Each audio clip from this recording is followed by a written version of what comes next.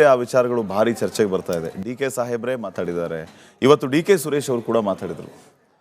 D K Suresh ಅವರ ಮಾತು ನಿಮ್ಮ ಗಮನಕ್ಕೂ ಬಂದಿದೆ ಅಂತ ನಾನು ಅನ್ಕೋತೀನಿ. ಅವ್ರು ಹೇಳ್ತಾ ಇರೋದೇನಂತಂದ್ರೆ, ಅವತ್ತು ಏನು ಮಾತಾಗಿತ್ತು ಆ ಮಾತಿಗೆ ಎಲ್ಲರೂ ಸಾಕ್ಷಿಯಾಗಿದ್ದಾರೆ. ಮಾತಿನಂತೆ CM ಸಿದ್ದರಾಮಯ್ಯ ಸಾಹೇಬರು ನಡ್ಕೋಬೇಕು ಅನ್ನುವಂಥ ಮಾತನ್ನ ಓಪನ್ ಆಗಿ ಡಿ ಕೆ ಸುರೇಶ್ ಅವರು ಹೇಳ್ಬಿಟ್ಟಿದ್ದಾರೆ.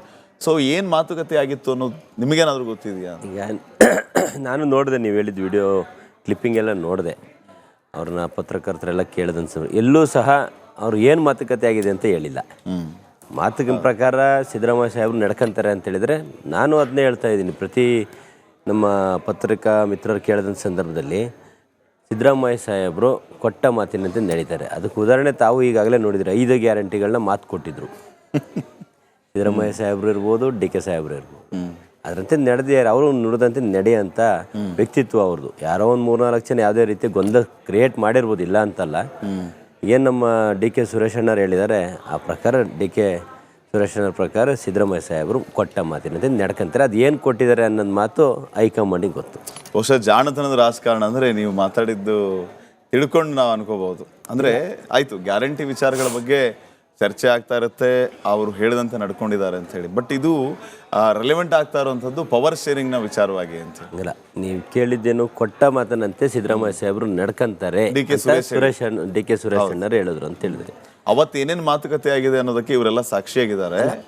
ಅವರು ಕೊಟ್ಟ ಮಾತಿನಂತೆ ನಡ್ಕೋತಾರೆ ಅನ್ನೋ ನಂಬಿಕೆ ಇದೆ ಅಂತ. ಹೌದು, ಅದೇನು ಕೊಟ್ಟಿದ್ದಾರೆ ಮಾತು ಅನ್ನೋದು ಹೈಕಮಾಂಡಿಗೆ ಬಿಟ್ಟು ಇನ್ನೊಂದು ಯಾವ್ದು ಉಳಿದಿದೆ ಅಂತ. ಈ ಕೊಟ್ಟ ಮಾತು ಗ್ಯಾರಂಟಿ ಆಗಿತ್ತು, ಗ್ಯಾರಂಟಿ ಜಾರಿಗೆ ಬಂತು, ಅದು ಉಳಿದಿರೋ ಮಾತು ಯಾವುದು ಅಂತ ಅವ್ರನ್ನೇ ಕೇಳಬೇಕು. ನಾವು ಅದ್ರ ಇನ್ವಾಲ್ವ್ ಇಲ್ಲ. ಅದ್ರಲ್ಲಿ ಯಾರು ಇದ್ದರೆ ಹೈಕಮಾಂಡ್ ಇರಬೇಕು, ಬಿಟ್ಟರೆ ಸಿದ್ದರಾಮಯ್ಯ ಸಾಹೇಬ್ರು ಇರಬೇಕು, ಬಿಟ್ಟರೆ ಆ ವಿಷಯಕ್ಕೆ ಸಂಬಂಧಪಟ್ಟ ವ್ಯಕ್ತಿ ಡಿ ಕೆ ಶಿವಕುಮಾರ್ ಸಾಹೇಬ್ರು ಇರಬೇಕು. ಅದರದನ್ನು ಯಾವ MLAರಿಗೂ ಈ ಮಾಹಿತಿ ಗೊತ್ತಿಲ್ಲ, ಏನು ಮಾತುಕತೆ ಆಗಿದೆ ಅನ್ನೋದು ಗೊತ್ತಿಲ್ಲ. ಬಟ್ ಎಲ್ಲ MLA ಶಾಸಕರು ಮಾತಾಡೋ ಪ್ರಕಾರ ಕೊಟ್ಟು ಮಾತಂತೆ ಅವ್ರು ನಡ್ಕೊಂತಾರೆ. ನೀವು ಆಗಲೇ ಹೇಳ್ತಾ ಇದ್ರಿ ನನ್ನ ಜೊತೆಗೆ ಮಾತಾಡುವಾಗ, ಡಿಸೆಂಬರ್ ಮುಗಿಲಿ ಜನವರಿಯಲ್ಲಿ ನಾನು ಮತ್ತೆ ಬಂದು ಮಾತಾಡ್ತೀನಿ ಅಂತ ಹೇಳ್ತಾ ಇದ್ರಿ. ಅಂಥ ಬದಲಾವಣೆ ಏನಾಗ್ಬೋದು ಜನವರಿಯಲ್ಲಿ ಅಥವಾ ಡಿಸೆಂಬರಲ್ಲಿ? ಏನಿಲ್ಲ, ತಾವೆಲ್ಲ ಈಗ ನವಂಬರ್ ಕ್ರಾಂತಿ ಅಂತ ಮಾತಾಡ್ತಾ ಇದ್ರು. ಮಾಜಿ ಮಿನಿಸ್ಟ್ರು ರಾಜಣ್ಣವ್ರು ಹೇಳಿದ್ರು. ತದನಂತರ ಕೆಲವರು ಕ್ರಾಂತಿನೇ ಇಲ್ಲ ಅಂದರು. ರಾಜಣ್ಣ ಕ್ರಾಂತಿ ಇದೆ ಅಂದರೆ ಇವರು ಕೆಲವರು ಕ್ರಾಂತಿ ಇಲ್ಲ ಅಂದರು. ನನ್ನ ಒಂದು ಅನಿಸಿಕೆ, ನವಂಬರ್ ಕ್ರಾಂತಿ ಈ ಅನ್ನೋದಕ್ಕಿಂತ ಡಿಸೆಂಬರ್ಗೆ ನಮ್ದು 2 ವರ್ಷ ಆಗ್ತದೆ. ನವಂಬರ್ 20ಗೆ 2 ವರ್ಷ ಆಗ್ತದೆ. ಏನು 24 ತಿಂಗಳು 2 ವರ್ಷ ಆಗ್ತದೆ. ನೆಕ್ಸ್ಟ್ ಡೇನೇ ಕೊಡಬೇಕು, ನೆಕ್ಸ್ಟ್ ಡೇನೇ ಆಗಬೇಕು, ಎಲ್ಲದು ಅಂತರ ಆಗಲ್ಲ.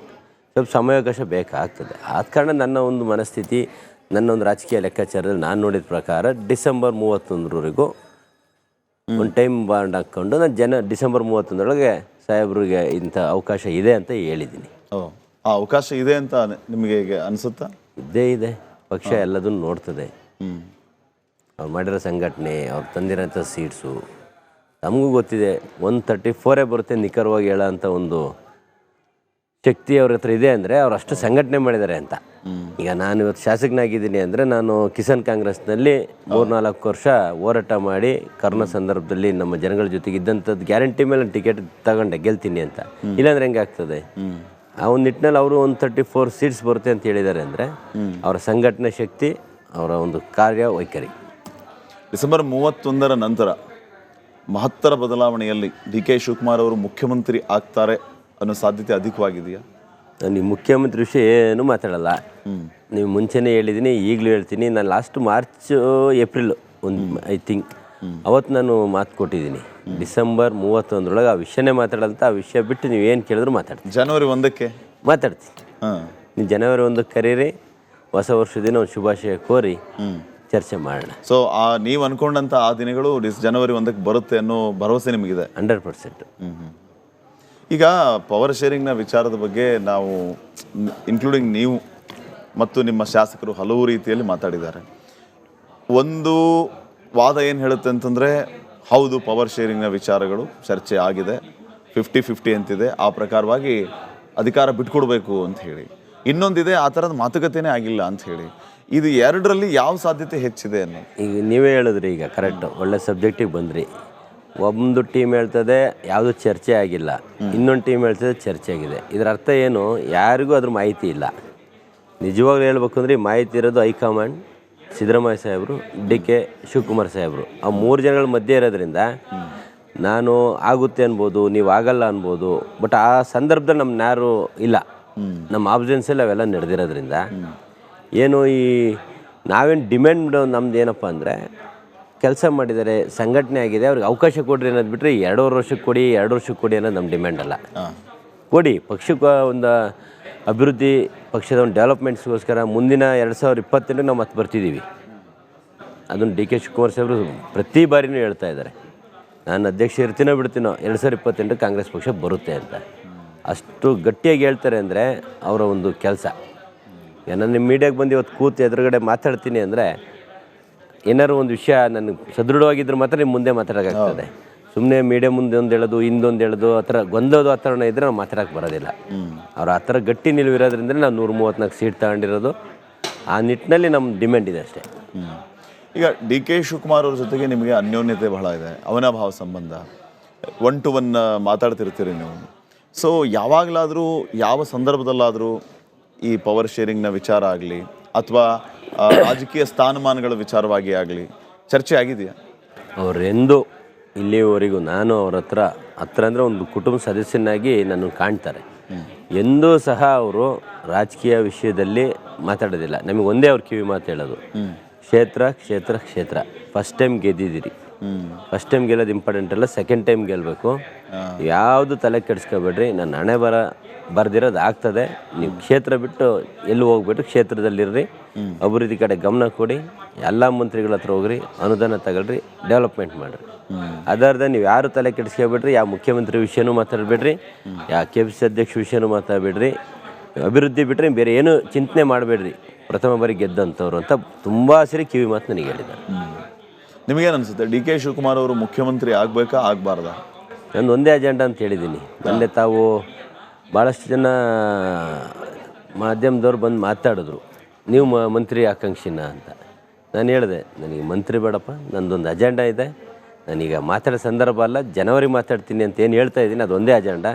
ಅದು ಬಿಟ್ಟರೆ ಅವ್ರು ಅಷ್ಟು ಆಗ್ಬಿಟ್ರೆ ನಂದೇನು ಬೇರೆ, ನನ್ನ ಮಂತ್ರಿನೂ ಬೇಡ, ಯಾವುದು ಬೇಡ ಅಂತಲೇ ಹೇಳಿ. ಡಿ ಕೆ ಶಿವಕುಮಾರ್ ಅವರು ಮುಖ್ಯಮಂತ್ರಿ ಆಗಬೇಕು, ಒಂದೇ ಅಜೆಂಡಾ ಅದು. ಯಾವ ಕಾರಣಕ್ಕೆ ಡಿ ಕೆ ಶಿವಕುಮಾರ್ ಅವರು ಮುಖ್ಯಮಂತ್ರಿ ಆಗಬೇಕು? ತಗೊಳ್ಳಿ, ಈಗ ಒಳ್ಳೆ ಪ್ರಶ್ನೆ ನಿಮ್ಮದು. ಈಗ ನಾನು ಒಬ್ಬ ಸಾಮಾನ್ಯ ಕಾರ್ಯಕರ್ತ ಇದ್ದೆ.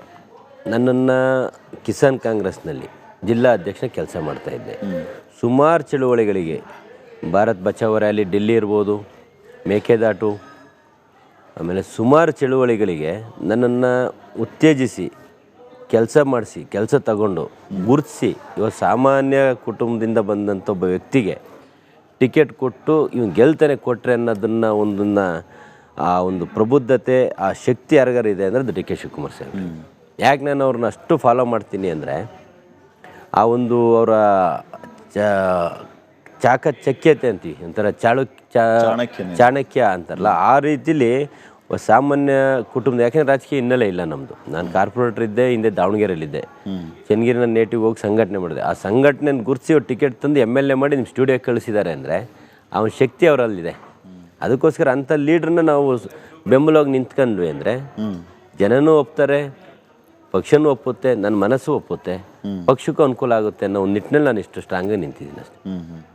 ಎಸ್, ಡಿ ಕೆ ಶಿವಕುಮಾರ್ ಅವರು ಇಂಥ ಕಾರಣಗಳಿಗೆ ಮುಖ್ಯಮಂತ್ರಿ ಆಗಬೇಕು ಅನ್ನುವಂಥ ವಿಚಾರವನ್ನು ನೀವು ಹೇಳ್ತಾ ಇದ್ರಿ. ಹಲವರಲ್ಲಿ ನಾಯಕ ಗುಣವನ್ನು ಗುರುತಿಸುವಂತಹ ಶಕ್ತಿ ಡಿ ಕೆ ಶಿವಕುಮಾರ್ ಅವ್ರಿಗೆ ಇದೆ ಅನ್ನುವಂಥ. ಇಂಥವ್ರನ್ನ ಹಲವರನ್ನ ಗುರುತಿಸಿ ಅವರು ಶಾಸಕರನ್ನಾಗಿ ಮಾಡಿದ್ದಾರೆ. ಎಲ್ಲೋ ಒಂದು ಕಡೆ ಈ ರೀತಿ ಪಕ್ಷಕ್ಕಾಗಿ ದುಡಿದಂತಹ ವ್ಯಕ್ತಿಗೆ ಯೋಗ್ಯವಾದಂತಹ ಫಲ ಸಿಗ್ತಾ ಇದೆಯಾ ಅನ್ನೋಂಥ ಪ್ರಶ್ನೆ ಬಂದಾಗ ನಿಮ್ಮ ಉತ್ತರ ಏನಾಗಿರುತ್ತೆ? ಇಂಥ ಒಂದು ವ್ಯಕ್ತಿಗೆ ಯೋಗ್ಯವಾದ ಜಾಗ ಸಿಗ್ತಾ ಇಲ್ಲ ಅನ್ನೋದಕ್ಕಿಂತ ಹೆಚ್ಚಿನದಾಗಿ ಕೊಟ್ಟಿದ್ದಾರೆ, ಪಕ್ಷನೂ ಕೊಟ್ಟಿದೆ. ಒಂದು ಕಡೆ KPCC ಅಧ್ಯಕ್ಷರು ಕೊಟ್ಟರು, ಒಂದು ಕಡೆ ಉಪಮುಖ್ಯಮಂತ್ರಿ ಕೊಟ್ಟರು, ಸ್ಟೆಪ್ ಬೈ ಸ್ಟೆಪ್ ಕೊಡ್ತಾ ಇದ್ದಾರೆ. ಈಗ ಅವರು ಉಪಮುಖ್ಯಮಂತ್ರಿ ಆಗ್ತಂಗೆ ಭಾಳಷ್ಟು ಜನ ಶಾಸಕರು, ಸೀನಿಯರ್ ಲೀಡರ್ಸು KPCC ಅಧ್ಯಕ್ಷ ಸ್ಥಾನ ತೆಗೆಯೋ ವ್ಯವಸ್ಥೆ ಕೇಳಿದ್ರು. ನಾವು ಆಗ್ತೀವಿ ನಮಗೆ ಅವಕಾಶ. ಎಲ್ಲೂ ಸಹ ಹೈಕಮಾಂಡ್ ಅದಕ್ಕೆ ಮಣೆ ಹಾಕಲಿಲ್ಲ. ಇವರ ಒಂದು ಸಂಘಟನೆ ನಮಗೆ ಲೋಕಸಭಾ ಚುನಾವಣೆಗೆ ಅನಿವಾರ್ಯತೆ ಇದೆ, ಪಕ್ಷಕ್ಕೆ ಅನಿವಾರ್ಯತೆ ಇದೆ ಅಂತೇಳಿ ಇವ್ರು ಗೌರವ ಕೊಟ್ಟಿದ್ದಾರೆ. ಆದರೆಲ್ಲ ಒಂದು ಕಡೆ ಇವರು ಮುಖ್ಯಮಂತ್ರಿ ಸ್ಥಾನ ಏನೀಗ ಗೊಂದಲ ಕ್ರಿಯೇಟ್ ಮಾಡ್ತಿರಲ್ಲ, ಅದು ಒಂದು ಬೇಸರ ಇದೆ. ಯಾಕೆಂದರೆ ಅವರೇನು ಸೀಮಿತ ಶಾಸಕರು ಗೆಲ್ಸ್ಕೊಳ್ಳೋಕೆ ಅವ್ರು ಹೋರಾಟ ಮಾಡಿಲ್ಲ, ಇನ್ಕ್ಲೂಡ್ ಆಲ್. ಏನಿವತ್ತು 134 ಜನ ಗೆದ್ದಿದ್ದಾರೆ ಅಂದರೆ ಅದರಲ್ಲಿ ಅವ್ರ ಫಲ ಇದೆ. ಏನು ತಾಂಡಿದ್ದಾರೆ, ಫಲ ತಾಂಡಿದ್ದಾರೆ, ಅದರಲ್ಲಿ ಇವ್ರ ಬೆವರಿದೆ. ನಾಟ್ ಓನ್ಲಿ ಮೀ, ನಾನೊಬ್ಬನೇ ಅಲ್ಲ, ಟೋಟಲ್ 134 ಜನ ಶಾಸಕರು ಗೆಲ್ಲಬೇಕು ಅಂದರೆ ಅದರಲ್ಲಿ ಡಿ ಕೆ ಶಿವಕುಮಾರ್ ಅವರ ಬೆವರಿನ ಹನಿ ಇದೆ. ಆ ಒಂದು ಬೆವರಿನ ಹನಿಗೆ ಗೌರವ ಕೊಡಬೇಕು ಅನ್ನೋದು ನನ್ನ ವಾದ.